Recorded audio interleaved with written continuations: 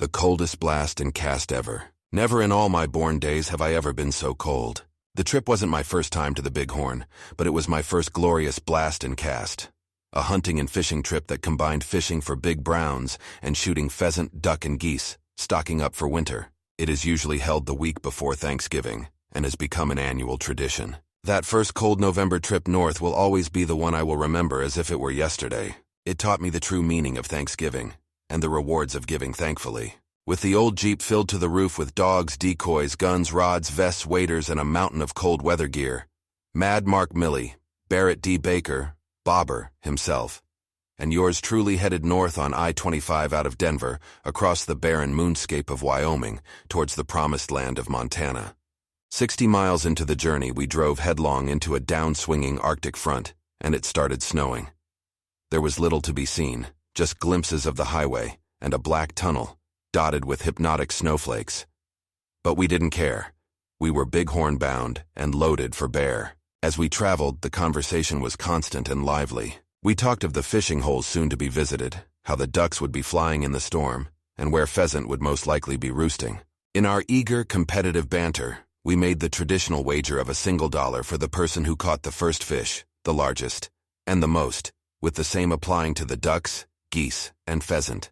We occasionally turned on the news to hear the weather reports repeated travelers' warnings concerning sub-zero temperatures and a blizzard, but the warning only served as encouragement, ideal conditions for our intentions. We were headed towards trout, waterfowl, and upland bird, whose images now danced in our imaginations as we plowed north that dark, snow-filled November night.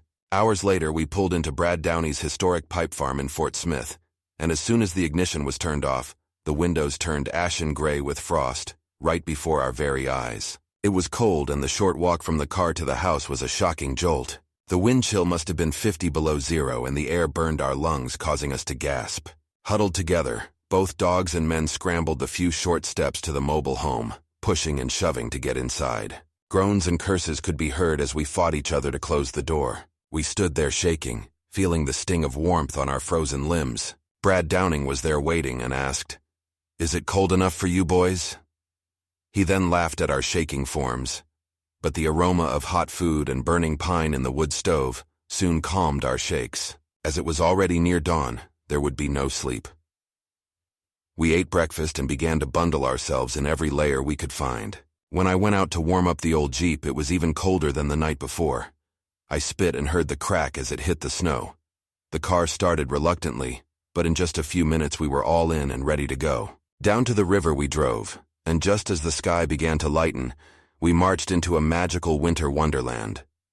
We spooked a flock of geese as we walked toward the river in the bitter cold. At the river, we hurriedly repaired the old duck blind with sticks and grass as a light snow fell like silver confetti. We then set out 2 large bags of decoys, blowing perfect smoke rings without cigars as we worked. No sooner had we finished than the first flock of ducks flew over, banked and set for our decoys, before we had a chance to get in the blind. No one moved. We just stood there on the riverbank as the ducks landed and began making plans for spring with our decoys. When we finally struggled free from the trance and moved, our unsuspecting quacking friends fluttered away. Brad tried to call them back, but he only received foul language in response. Soon, though, more ducks began to arrive in singles, doubles, and flocks, some mallards, some drakes, and some gadwalls. The mist faded, but steam still rose off the river like a hot bath, and for the rest of the morning we took turns calling and shooting away. My companions all were better shots than I. Their luck was good, their aim true, and their limits filled long before I'd taken a shot. By the time the ducks had gotten to the fields, the dogs were shivering and I'd only hit one small drake. An hour later, the sky had cleared and the ducks had stopped flying, so we decided to head for the fields and try our luck with the pheasants. As we slogged upriver through snow and brush, the dogs performed a weaving ballet. The snow was deep, the progress slow, the sun was up but the temperature stayed low, -40 or so. The birds were reluctant to fly from their chosen roosts, but the dogs flushed a few, and the magnificent orange-red flutters were rewarded with a bang. The dead, beautiful feathered jewels were dropped at our feet by the contented dogs, so pleased to be in their element, icicles dripping from their happy muzzles. After trudging a long circle of miles, my friends had each taken a number of plump, healthy birds, but I had only bagged single small hen. Later we broke for lunch, but soon found ourselves drifting down the river in our old Mackenzie boat. Every bend and island was familiar but none the same.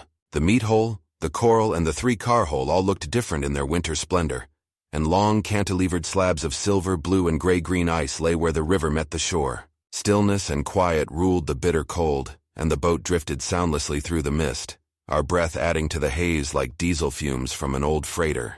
The only way to fish was to drop a nymph, and my friends all hooked up with a number of big angry browns using orange scuds, having to hold their reels in the river so as to not break off the catch because of an ice-locked line. Once again, I was the least lucky of all my companions. When the fishing was done, everyone but I had several nice fish for the smoker and the coming feast, but I only landed one small trout.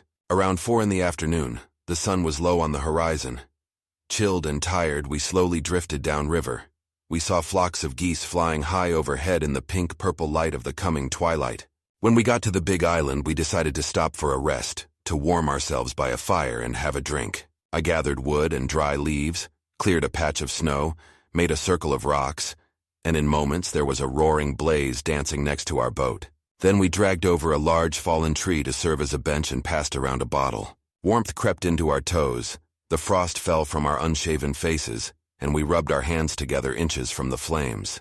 I was teased for not having much luck that day, but took it in stride. Then I glanced over my shoulder, and was amazed to see an old Indian grandfather standing by a grove of cottonwoods with a young boy. It seemed as if the two had appeared by magic. They were only 20 yards away and no one had heard or even noticed their approach. They didn't move. They just stood there, still as statues, watching us through the coming winter night. How they had gotten to the island I could not say. I saw no boat or canoe or even tracks in the snow. Pointing, I asked my friends what they thought the two were doing, and all assumed the old man and boy were hoping for a handout. Without thinking or consulting my friends, I went to the boat and pulled out my old canvas game bag. Smaller and less full than all the others, it still contained a duck, a pheasant, and a small fish. Of course, my friends all knew my intentions as I walked towards the old man and the boy, and they all protested, "You're too soft a touch. You're a fool for being so generous to complete strangers. What will you have for Thanksgiving dinner?" I ignored the comments, confident I was doing what was right. Standing before the old man, I said no words. All I did was lay my meager canvas bag at his feet and pulled it open so he could see the contents. I stood back and made the universal gesture with my hands to convey the bag was a gift. The old father's eyes were wells of wisdom, and the boy, a sapling of hope, stood unmoving, with expressions of pure gratitude on their faces.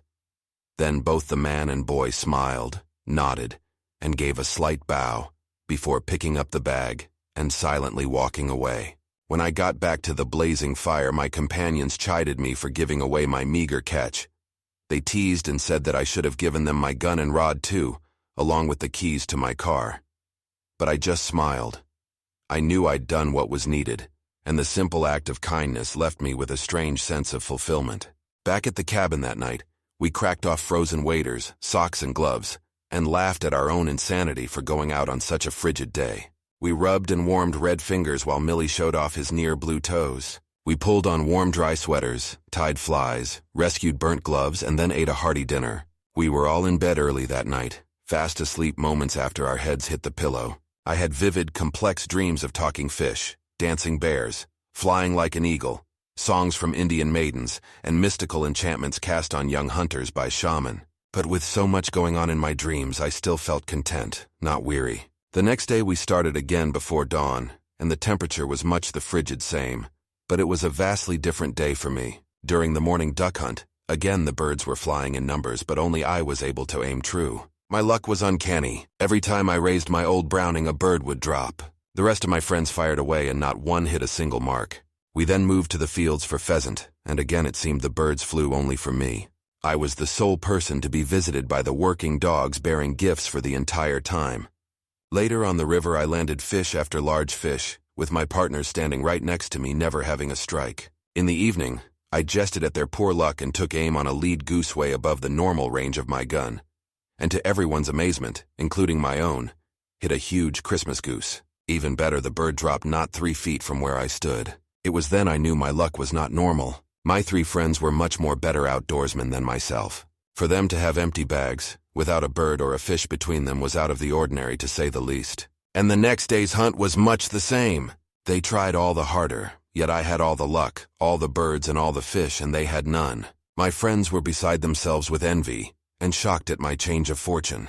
No one could understand how, the least experienced, the worst shot, and a novice fly fisherman could have done better than all my more talented companions combined, and were stunned at their own sudden inability to shoot or cast, when they's all easily had the upper hand on our first day out. On the trip's last day, we decided to float the river all the way down to St. Xavier. The hunting and fishing had slowed even for me, but I was still the only one with any luck at all. By then, we were all worn out by exposure to the cruel elements and had little of the needed energy left. And as it happened, that day was the longest and coldest of them all. Late that afternoon, while hunting for pheasant, I found myself walking alone on the riverbank, when I once again saw the old Indian and his grandson. They gave me a silent wave. In return, I put my hand on my heart in thanks, for I knew with certainty that they were responsible for my recent good fortune. Somehow, my simple act of generosity had been rewarded 100-fold. Since that trip, I give to those with less when I can, and always receive an abundance in return.